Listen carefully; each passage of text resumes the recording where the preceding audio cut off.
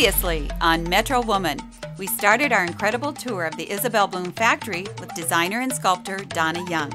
Donna showed us how she creates her designs from clay sculptures and where she gets her inspirations. After talking with Donna, she then started us out on a fun-filled tour. And our first stop was in the molding area, where Jean Lake turns Donna's original ideas and inspirations from clay into molds for replication. Jean showed us how she uses plaster to create a perfect mold and recreates Donna's clay into an easily mass-produced sculpture.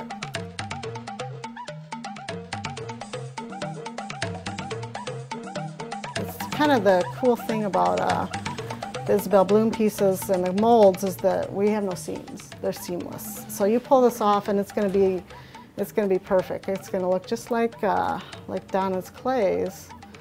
There's not going to be anything that we got to fix on it. From molding, we then went into casting area where David Bedford actually pours the concrete into the molds, which will turn Donna's ideas into reality with a concrete sculpture that will then go off to the artisans throughout the factory. Solid concrete in here, and then this would just peel off kind of like a skin or something, like a glove. There you go, like a glove. Not skin. Yeah, that's it would peel off till it was inside out, basically. Yeah. You start from the bottom, and you have this solid mass in here, and it just peels till it's inside out. So you can keep reusing that rubber piece for many, many times. And you can see the details on the inside of them. So this is what puts the impressions on the concrete. The details in it. And so that's like a rubber mask in a way. Correct. Okay. Correct. And then you're the ta-da moment. Ta-da! You're like, yay, it worked. I was going to applause. Donna then took us to Lynn Perez Station, where she starts bringing the concrete sculpture to life by adding eyes and bringing out the subtle details of the sculpture, and uses whiting techniques to make the sculpture almost ready for your home or backyard. The piece that I'm going to do for you today is called George. He's a cat.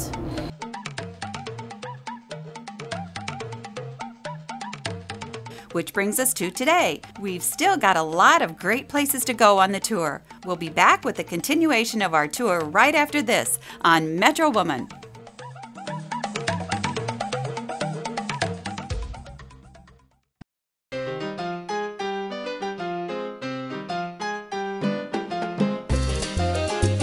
Today on the show, it's all about the second half of our tour with the world-famous Isabel Bloom Sculpture and Collectible Company located in Davenport, Iowa. The next stop on our tour is how they take sculptures and give them a wonderful technique called mossing. It's a little bit different about these pieces is that we put them in an acid bath to etch them to give them a look of like they've been outside for like a really long time. So that's the difference there, and it also it helps in the whole process of the finishing. So what I do is I take this really heavy-duty paint, and we water it down a little bit, and then I put it all over the piece. Yes, Stand back. It almost looks like watery mud. It is. It's pretty thick. I mean, this paint is pretty, very, very durable. I'm gonna spin as I go. All right, get them all covered. Make sure I got it underneath. All right, this goes over here. Okay, so it's just water. And I'm going to take the sponge and I'm just going to squeeze this water over it to get this drippy look to it so that it looks like, you know, it's been outside, you found it underneath somebody's, you know, porch or something, and it's got that really antique-y looking look to it. This would be a fun thing to do. Yeah. It's Slop a it fun thing to around. do. Yeah. Okay, I think I like the looks of this. Street, I think I like the looks of this, and then it's gonna, what I got to do is wait a few minutes for it to dry. A few minutes and it'll be dry? About 15 minutes probably, and it'll be dry. Good. I am putting the moss part on the garden moss rows. We mix up paint, same kind of paint, different color, and then I'm gonna blend it out to give it the look that we're going for here. It's like the color of graffiti, like how they would do stuff on the wall, that lime green. Well, before she did it, it has a very marbly kind of feel, and now she's kicking it up to a whole different. Well, a little, yeah. A little bit more right here. It's like a piece that's been out and moss has grown on it. Mm-hmm.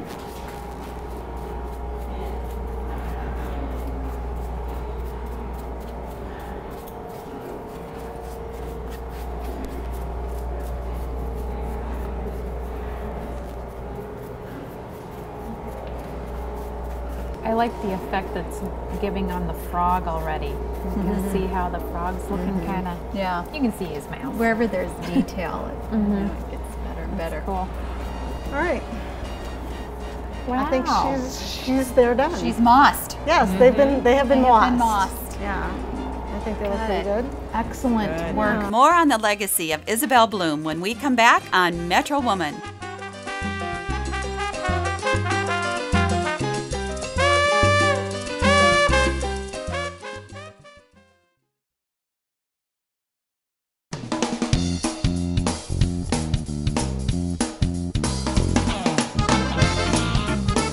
Today on the show, it's all about the second half of our tour with the world-famous Isabel Bloom Sculpture and Collectible Company located in Davenport, Iowa. Now we're headed over to the painting department to meet Julie to see how she makes a peace angel look weathered. So tell us exactly what this process is about. I get the pieces that come out of cast, and they're cast in this brown color, and then I'm going to be adding a mixture of cement with blue and green dyes in it. I have to soak the piece for probably 20 minutes or so that when I add this next step here, when I add this green cement, it won't be absorbed immediately, and I can work with it a little bit because I have to move it around. So I'm going to get the piece all covered with cement. I might soak up a little of these pools here so it doesn't get too diluted when I round it again.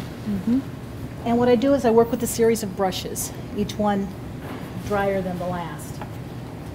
So I'll start with the brush now, and I'm just going to go over and I'm going to take up all of this excess from what I just put on. And you have to be careful. You've got to like look underneath and make sure that you... A lot of nooks and crannies. Yeah, there. exactly. Yes. Wow. I can see where some of those large pieces take quite a while to go through this. And after I get it all smoothed out, I'm going to take a sponge, damp sponge. I'm going to go in and hit some highlights here. I want it to look like it's a sculpture that's been in your garden for years. So I tried to think of where the sunlight would be if it's been sitting in your yard. So I want to just kind of pull off some of this color off Cool. the tops and then across. Sun's kind of faded it a little or something. Right. Okay. And she's really a good one to do because she's got a lot of texture. Look how quickly she does Yeah, that. I'd yeah. be like, ooh, should I do it here? Should I not? Kind of get a feel. Yeah. And I like to do the hair because I like to draw attention to the face. So just wherever you want a little detail drawn on it, and you want to pull up some interest. Yeah. Just that part would stress me out a little bit. I'd be like, where does the sun hit? You know, and stuff. She just whips right through it in 5 seconds. Yeah.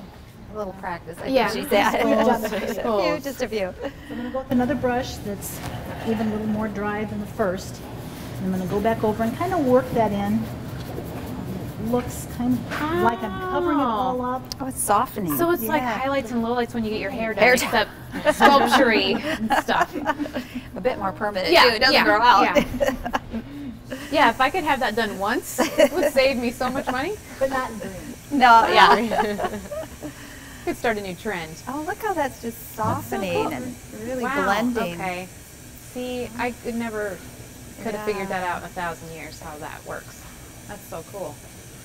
And her dress looks like it's moving now with the little floofy, you know? The folds. You see what I mean, Tam? Yeah, I get it. Okay. I get it. Yep. Now we're off to paint and detail with Jen. Now we're going to see Jen put the multicolor. Hello, on Jen. here. The color lady. Yeah.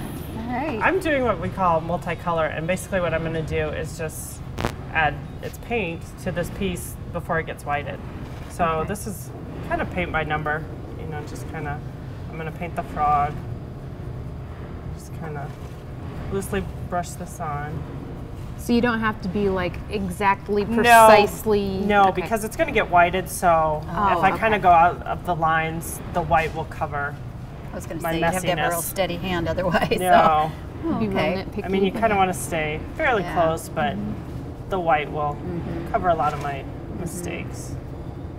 We'll be back with more of our tour of Isabel Bloom when we come back on Metro Woman. But first, here's a quick and easy recipe from Kayla Westergaard from the Iowa Egg Council. A cross between a corn tortilla and an egg frittata, a tortada is sure to become a mealtime favorite at your house. Let's get started. The ingredients you'll need are 6 eggs, 1 8.5-ounce package of corn muffin mix, 1 teaspoon of garlic powder, and then 1 cup of your filling ingredients. You can use diced ham, broccoli, taco filling ingredients, pizza, but for today's segment, we're doing a broccoli and ham tortada. The first thing you want to do is beat your eggs and then add them to a large mixing bowl. And then we'll add in our corn muffin mix and garlic powder. Now you can also make sweet tortadas with fruit flavorings, and if you prefer to do that, I would recommend not including the garlic powder. And then we'll just mix this together. This will be the batter for the tortadas.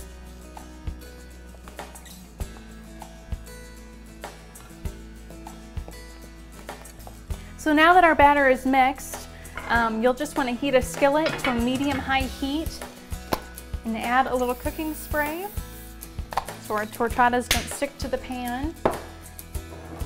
And then we'll just add a few tablespoons of the batter to the skillet, almost as if you're making pancakes.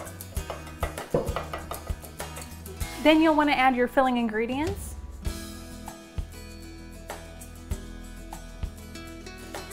And your ham. And we'll just let that mixture cook until it begins to bubble. Your family is sure to flip over these. When we come back, tortadas. Moving my mind and my hands at world record speed. I'm Luke Myers. If you want to be incredible, eat incredible. Eggs. Incredible energy for body and mind. For an easy, inexpensive dinner, try a tortada. Thanks for joining me. I'm Kayla Westergaard.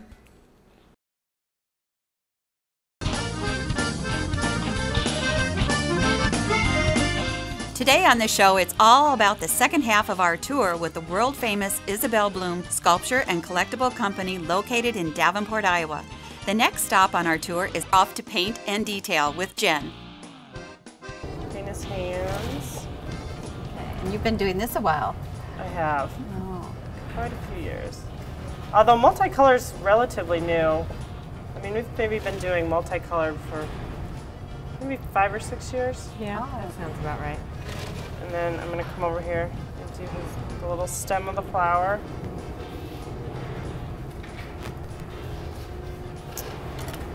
And then we switch.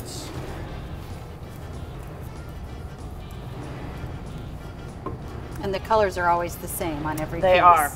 This is always There's a couple gonna- pieces that we have, like we have a piece, Summer, behind me, she comes in yellow or pink. But Okay. most of the pieces are just one. They tell you what color and you do it. Yep. Okay. Well, that eliminates guessing or deciding. It's just, this is it. Okay. So then this is done. And now this will just sit overnight, and then tomorrow it will be ready to be whited. That's the color. Great. Thank you, Jen. Yeah. Mine's pretty Excellent easy. work. I want to buy it right now. You might want a little white on it. One thing that makes a sculpture so incredible is how lifelike they become. We're now headed to the kiln area, where Julie will show us how they make the eyes for these wonderful sculptures. So this is the optometrist area? Yes, it is. It is. We make eyes. The little eyes, the I have a important part. bad one. Can you help me out? Only if you like glass. Okay. Because all the eyes that we use are made from glass. Okay. We have blue glass eyes that are actually windshield glass, auto windshield, that we break Really? up into pieces. Sometimes for brown eyes we use beer bottles, or the green beer bottles if we need that. So we just Beer get a variety has so of many blue- uses. What a recycling way to do things. So in here, in our kiln, I have some eyes that I had fired yesterday. Many little eyes in there. Many, many. And I will take these out. These are the eyes that are going to be used in George the cat. They've got So a what little that bit did of a in there stripe. was melt the glass a bit Yes. to the rounded shape. Correct. Got it. We fire at about 1400 degrees. All right. And we can fill the entire thing. We can put all these shelves in at once. Each piece has a different size eye, so we do many different sizes. Sure. So is that the before then? Yes. And this is how it will this look is- before it's fired. Wow. And we'll fill up the trays. So what type of glass is this then? Do you know? Is it beer It's- bottle or? No, this is an art glass. It's Oh, got okay. the striations in it, so Okay. it has that nice cat stripe Yeah, I look was going to say for the that's eye. pretty cool. So it looks very good. But we right. do red and we do blue, we do green, yellow. We have different colors for different pieces as well as different sizes. Sure. Okay. Now, All right. from here, what do you do with these guys? From these, after they're finished, I just take them down to the finishing room. We've got containers down there that are marked with the size and the colors for whatever piece they need, and then the finishers can use them as they need. And they attach them to the piece. Right, right. And occasionally we have black glass that we have to actually cut to size, which is just another step. Okay. Very good. Good eyes. I think very, yeah. All the better to see you with. The eyes have it. Now onto the finishing department with Lynn. Now we are walking into coating. We're going to meet Lynn and see the final step of the Final. process. This is day 4 or 5, depending if it's whether bronze or colored. You know, it's an extra day. But this is the best place here. I want you to know. We make an entirely difference in our pieces. We have a different look once we get done with a piece. Behind you in each one of those carts is one person's day's work. That's an 8-hour day's work. When we come in the morning at 6 o'clock, we do ergonomic exercises because, as you can see, Lou over here is painting with a paintbrush with a glaze on that is specially formulated for our pieces by Sandstrom's in Port Byron. We try to do as much locally as possible. We pull a cart over, we count the pieces, and then we start coating. Once we get everything coated, we put things back on the cart, and then we get ready to sign, and that is our claim to fame. This is a thing we do. Lou and I probably do 95 to 99% of all the signing here, and so that's kind of a neat thing that we get to do. When we come in, we're giving a piece of paper that has Isabel's name on it. It takes us about 4 weeks to get that down. We use black permanent marker since 1986. That's all we've used. So did you get hired for this because you used to forge your parents' names on your report cards or anything like that? No. I actually, a lot of people are artists. I was a preschool teacher. I get to do the tours because I can put you in a semicircle and I can count you. And so I know exactly how many I have on tour. Now this piece was brought out in 1999, and even though this is 2009, we're always going to write 1999 on the bottom of that piece. And the next thing we do is our very biggest pride is we put USA on the bottom because this is the only place in the United States that we make these, right here in River City, Davenport, Iowa. Oh my gosh. We'll be back with more of our tour of Isabel Bloom when we come back on Metro Woman.